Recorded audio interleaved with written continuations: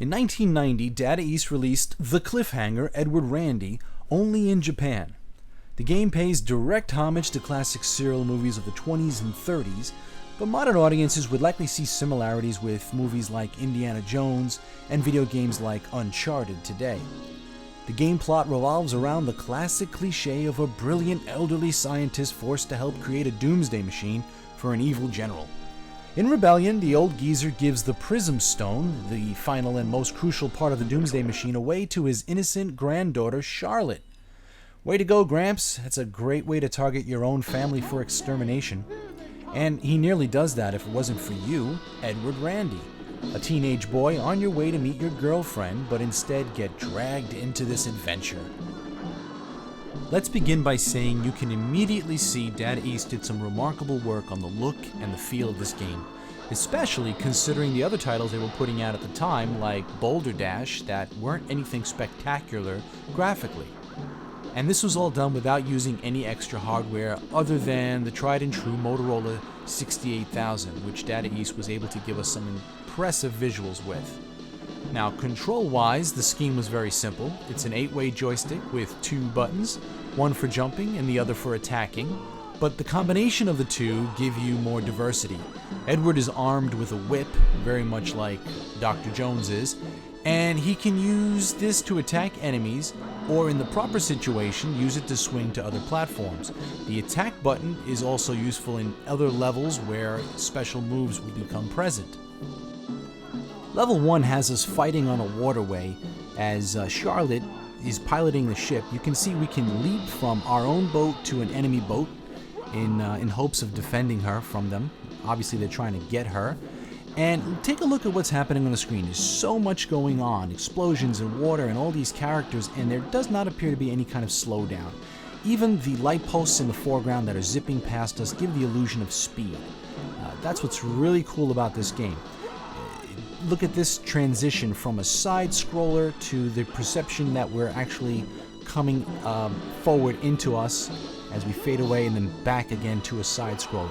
Little things like that make this a very interesting game visually to experience. Even if you're not just playing it, just watching this game is a lot of fun. This is kind of like a cutscene as the train comes on, and we have to be careful to duck at the right time, else we'd be burned and suffer some damage. Really fun game to watch and play. And we can see that Charlotte will be taken away. We knew that was going to happen at some point. Now the quest is to get her back. The second level of the 7 levels that are in this game has us in the back of a vehicle. We still have the ability to use our whip, as you can see, but we also have the ability to use the vehicle itself as a mode of attack. We can do that by either jumping on our enemies or tilting the vehicle and riding on 2 wheels, be it left or right. And as you can see, it's pretty hysterical running over soldiers, leaping out of planes and crushing them with your cars. Enemies will also attempt to use vehicles to kind of squeeze play you. In this position, you can deflect bullets, you can deflect knives, and it's pretty hysterical to watch.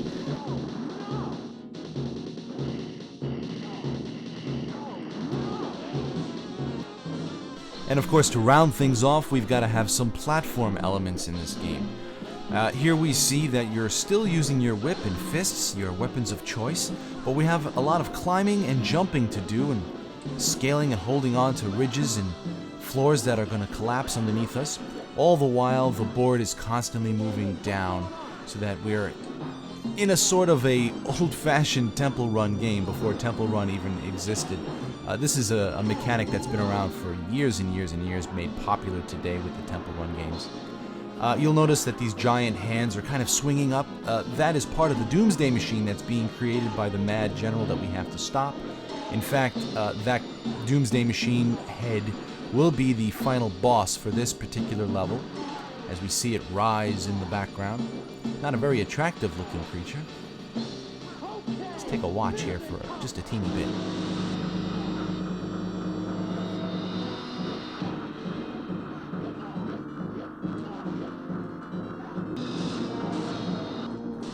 And the action continues, this time on the wings of a biplane over a very turbulent ocean. Of course, we can still jump on the different levels and use our whip to swing and leap from plane to plane. You can see that's a recurring theme in the game, and they use it very well by changing the different vehicles and visuals. But something that we didn't mention is the music in this game.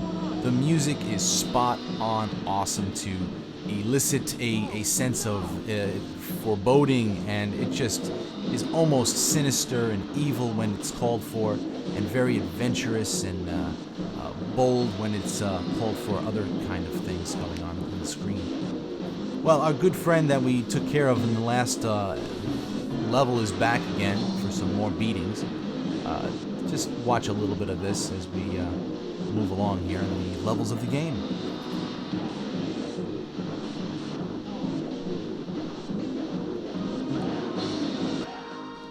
Let's take a look at some of the mid-air acrobatics that we have to do. It's just a lot of fun to watch here.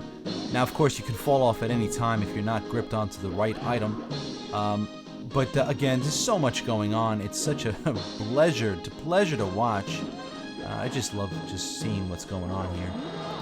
And it never stops. The name Cliffhanger is very aptly applied to this game because it does give the feel that at any moment, obviously there's a sense of impending doom for any really good game, but it has that almost movie-esque feel to it.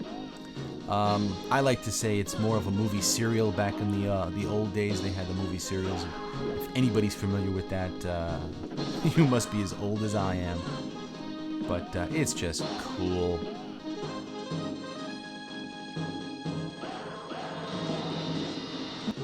But let me just say, by no means do I think this is the greatest game ever created. It's a beautiful game, it's a visually stunning game, it's a fun game to play, but it does lack depth.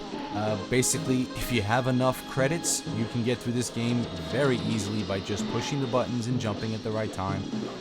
There is really no depth to the play ability, and replay value is simply more of the pure adrenaline enjoyment of the game. You won't be going back again to just try to beat a boss necessarily. But there are lots of games like that fall into categories like that, but this is one of the better ones.